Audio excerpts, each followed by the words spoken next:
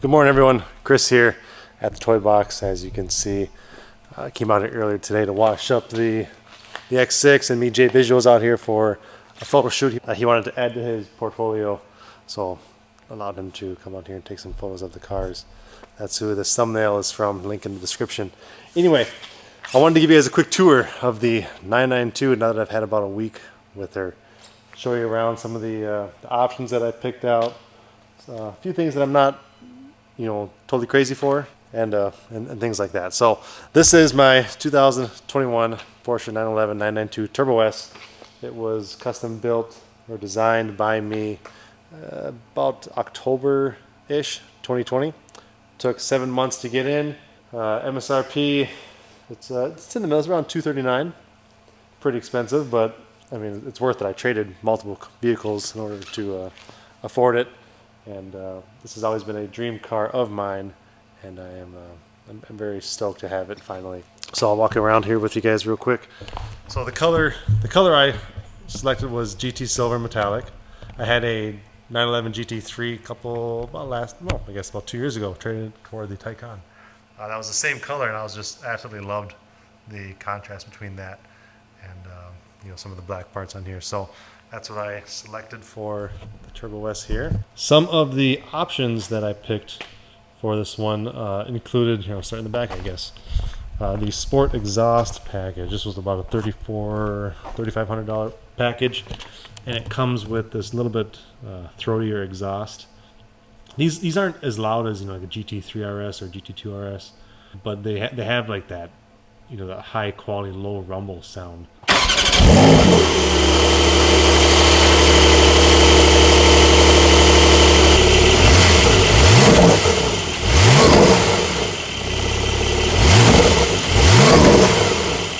So that was about $34.90.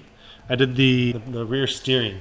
So I'm not exactly sure of the percentage. I think it's like 5 or 10%, something like that, where the rear wheels will actually turn either in the same direction, depending on your speed, or the opposite direction as your front. So if you're going at a low speed and you turn, let's say I'm going to do a U-turn here in the toy box, these wheels will actually turn in the opposite direction as the front. So it will allow me to create or have a tighter turning radius. So then if you're going, I think it's above 60 miles an hour or something like that, it'll turn in the same direction as your front wheels, just to allow better, I guess, handling on the corners.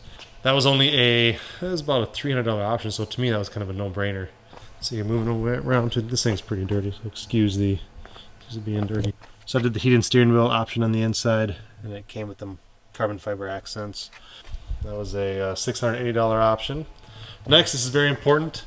If you guys, I don't know why they even make 911s with this as an option. It should just be standard, to be honest. But this front axle lift, it lifts the front end a couple inches. I think maybe 2. Not exactly sure how much, but it just allows you to, I guess, have a not so sharp approach to your driveway. Let's say I was back into my driveway, for example. If I were to hit that driveway, perpendicular, no doubt in my mind I would scrape this bottom, so that front axle lift brings it up about 2 inches, and it gives me plenty of clearance when backing into my garage. That was a $2,700 option. Next one I did, this was kind of not really needed. It was a $350 ionizer. It just makes the interior smell a little bit nicer. Over here, this is kind of I think this was a freebie, actually, now I'm thinking about it. Yeah, so if you ever configure a Porsche, you look at some of these options online, stuff like this is an option. If I didn't select that, this would just be a standard just plastic cap.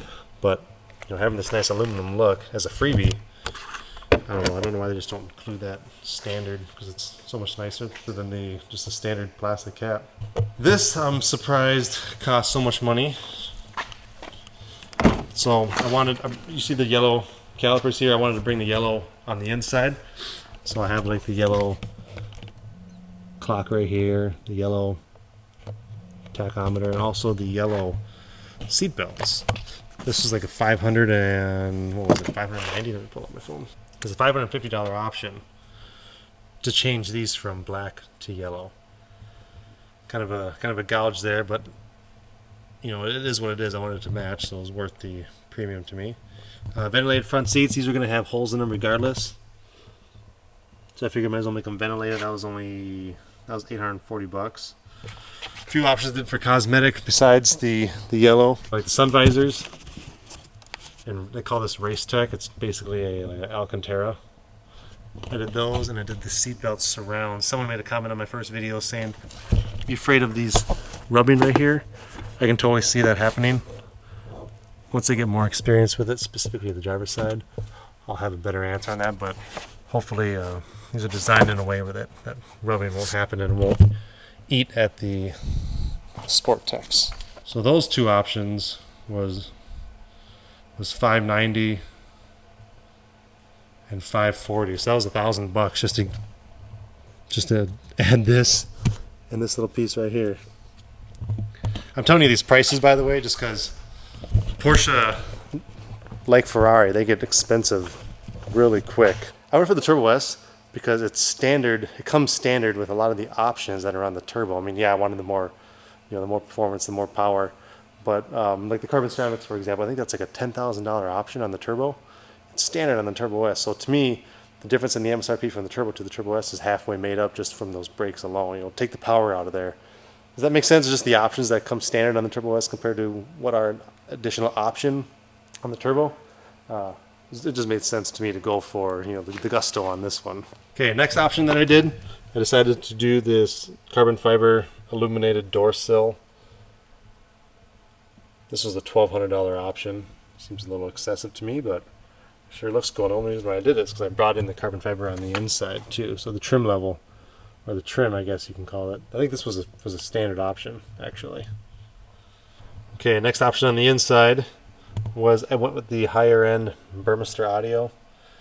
Not that I'm going to be listening to music much in here, because I'd rather listen to the motor. But I wanted this look for one versus the Bose.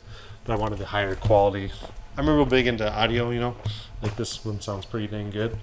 But I wanted that higher end, crisper sound with the Burmester. That was an expensive option. That was almost $4,000. Not sure if it was worth it. Probably wasn't. But whatever. I'm only going to do this maybe one other time in my life. Might as well do it right. Another option I did on the inside was the aluminum foot pedals. This was, I'm surprised how expensive these were too. This was $630 just to have these three pedals there. I think they'd be aluminum regardless, but this is kind of a different look. Next thing on the inside, I did the surround view camera. So my old 911, like that one over there, only had one kind of cheaper camera on the back side. This one has cameras all around, so it gets that that bird's eye view type look to it. That was a $1,400 option. And also on the inside, yeah, I showed you already about the tack and the clock. I think between those two, that was about $1,000. And the last thing I did, you probably can't even tell, maybe back here, yeah, the little ambient lighting. I think it kind of gives you lights throughout the entire cab. That was almost $600. Okay, but the main thing that's going to separate this from a lot of the other 992 Turbo S's is this like almost $16,000 sport design package that I picked out.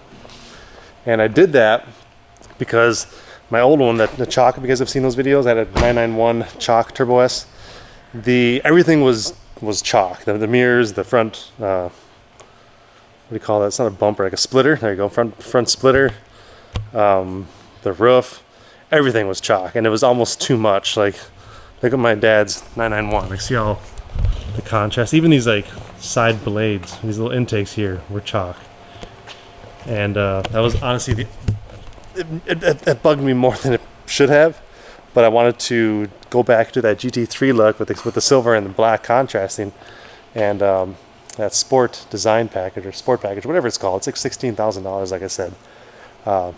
That came with a lot of these options that I would have selected regardless. Kind of like the X6 over there, you pick out the exclusive package and it comes with many of the options that I would want, such as like the gesture control, the glass controls, and it's cheaper to buy it in a package than it is to itemize it or do it separately. So like I wanted this contrast wing in the back. So without the sport package, you don't get this little flare up like this. Otherwise it would just be kind of flat. I think that just looks better from the side. You also get in this package, like I would have selected this regardless, these clear taillights, because I think this looks a lot better than having some red there. My coupe had the red. It didn't look bad, but this looks so much nicer. And this is one of the things too that comes with the too, is this exhaust. So this is typically, is this it? Yeah, so see how this is kind of a matte black? I bet like 90% of that 992s you guys will see on YouTube, well, this rear splitter will be matte black like that. Mine is gloss black because of that package that I picked. Things like this too, the blacked out badging on the side. I believe it comes with this too, the carbon fiber roof. You know, this is just a nice contrast. That's why I brought the carbon fiber inside too, like in the door sills and the steering wheel, because the sport design package or sport package came with the carbon fiber roof. And I also believe these mirrors too are part of that package. And, sorry, I'm going all over the place, these wheels. This kind of a matte gray, but it's nice contrast, I think, to the silver. So it worked out nice, but these are also part of that sport package. Brandon, my dealer, ended up putting the clear side indicator lights on for me. It's nice because it matches the back rear tail lights. Okay, so in the front, that sport package, this is huge too. A lot of them you'll see that have the sport package, like the I think it's like a $3,400 option, not the $15K. This will be body colored, so this splitter up front. Nothing wrong with that. I just wanted the contrast, so I think this makes it look a lot more aggressive, having that black on the bottom and then the body color silver on top.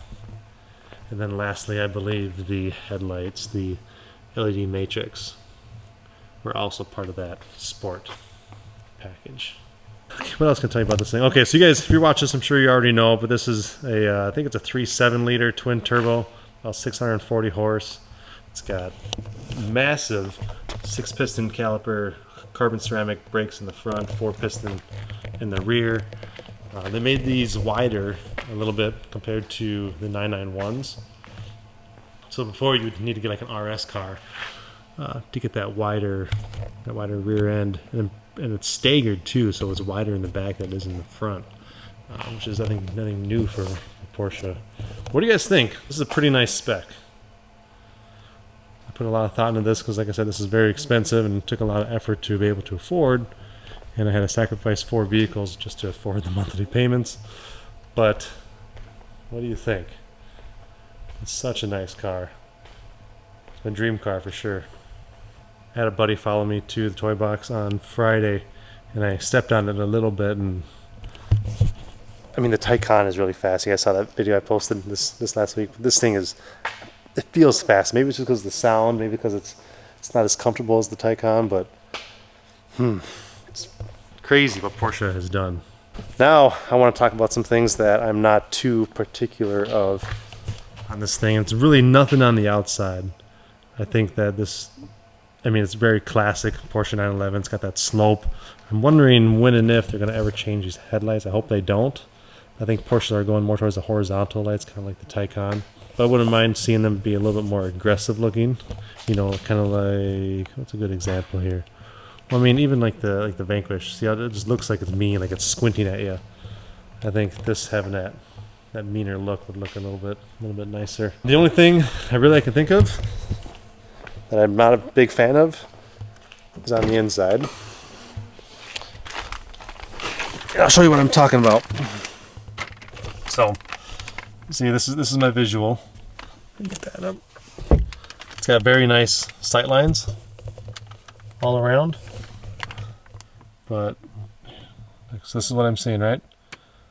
But if I want to see anything besides the speedometer and the tachometer, I need to like really turn my head to see this. Like even my gas gauge. Like this is what I see when I'm driving. Like I see a little bit of this. This is about what I see, and I see nothing over here. The camera sees more than I see. This is about what I see.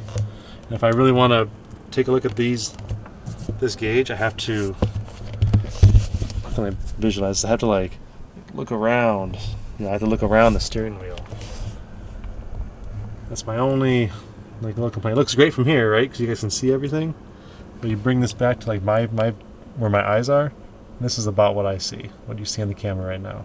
So again, if I want to see how much gas I gotta come way over here, take a peek, or I gotta look on this side, take a peek. I also kind of wish that the steering wheel was thicker. I like a nice, meaty, masculine, muscular, thick steering wheel.